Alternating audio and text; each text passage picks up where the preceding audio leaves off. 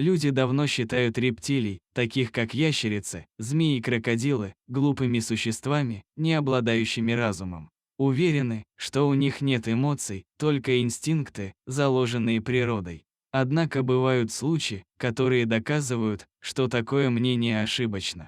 Одна из таких историй произошла в Коста-Рике в последнем десятилетии прошлого века, и после нее взгляды на рептилий кардинально изменились.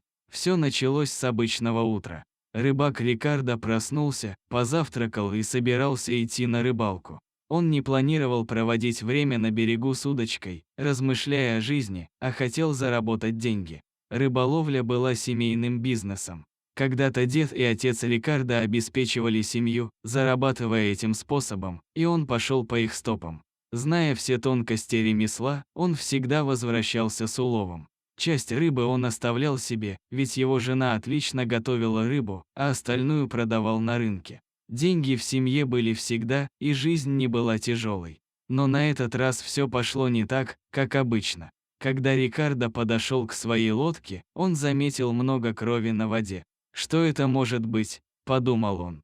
«Наверное, крокодилы хозяйничали. Их в реке много, часто встречаются. Придется быть осторожнее, а то сожрут меня на завтрак, и я останусь без рыбы». Но то, что он увидел дальше, прогнало мысли о возможной угрозе и пробудило в его сердце жалость. В камышах у берега лежал небольшой крокодил, его морда была в крови, и он потерял левый глаз. Желтым правым глазом он часто моргал. Рикардо хорошо знал, что крокодилы – опасные и свирепые хищники. Люди часто становятся их жертвами, так что жалеть таких существ не было особого повода. Но увидев это страдающее животное, Рикардо понял, что не может просто уйти. Крокодил, вероятно, пытался напасть на домашний скот, был подсмотрен фермером, но, возможно, не добут. Фермер решил, что животное скоро умрет, и не стал тратить еще один высмотрел. Рикардо осторожно подошел к крокодилу и сказал: «Здравствуй, я Рикардо, вижу, что тебе нужна помощь. Ты не собираешься меня съесть, если я осмотрю тебя и притронусь?» Крокодил никак не отреагировал. Он лежал неподвижно, и казалось, что он не осознает происходящее вокруг. Вся его сущность была поглощена невыносимой болью. Рикардо с осторожностью потрогал его, и крокодил не двинулся, не пытаясь напасть. Тогда рыбак решил поднять его и перенести в лодку, чтобы отвезти домой. Но крокодил был тяжелым, и Рикардо не мог справиться с ним один. Он пошел к соседу за помощью, и тот согласился. Вместе они аккуратно положили крокодила в лодку, и Рикардо увез его домой.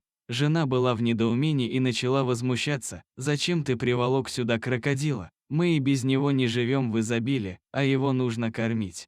Ему не хватит одного куска мяса, как кошки, а если он решит победать мной, что тогда?» В ее словах был смысл, и понятно, что она права в некоторых вещах. Но как выкинуть страдающее животное? Это не мусор. Настоящий мужчина не может так поступить. Теперь Рикардо почти все свободное время проводил с крокодилом. Он говорил с ним, приучал его к своему голосу и лечил его рану. Крокодил не реагировал, а первое время вообще отказывался от пищи. Иногда Рикардо думал, что его питомец уже умер, так как тот не двигался, лежал неподвижно, но желтый глаз все еще мигал, подтверждая, что животное живо.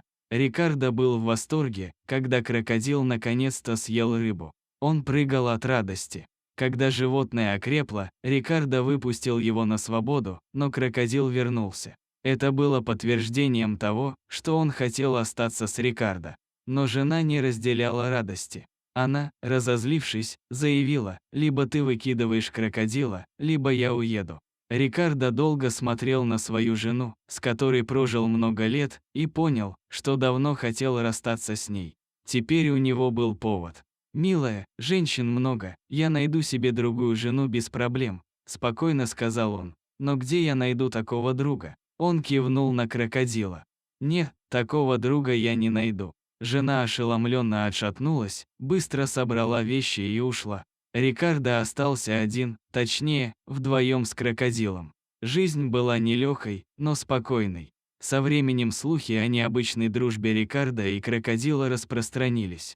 Люди приходили посмотреть на эту пару, и хозяин дома радовался, ведь многие оставляли деньги или продукты, поддерживая его. Рикардо перестал часто ходить на рыбалку, а стал получать доход от туристов и заинтересованных людей. Немного позже Рикардо познакомился с доброй женщиной. Они полазили, стали жить вместе и зарегистрировали брак. Эта женщина приняла крокодила, часто бывала у него, кормила и ухаживала за ним. Через какое-то время Рикардо стал отцом. Супруга подарила ему дочку. Крокодил продолжал жить в доме, хотя родители запрещали дочке подходить к нему без присмотра. Это было не из-за страха нападения, а потому что с детства в людей вбивают страх перед рептилиями. Время шло, и крокодил умер. Скорее всего, его срок подошел, а возможно, травма сыграла свою роль.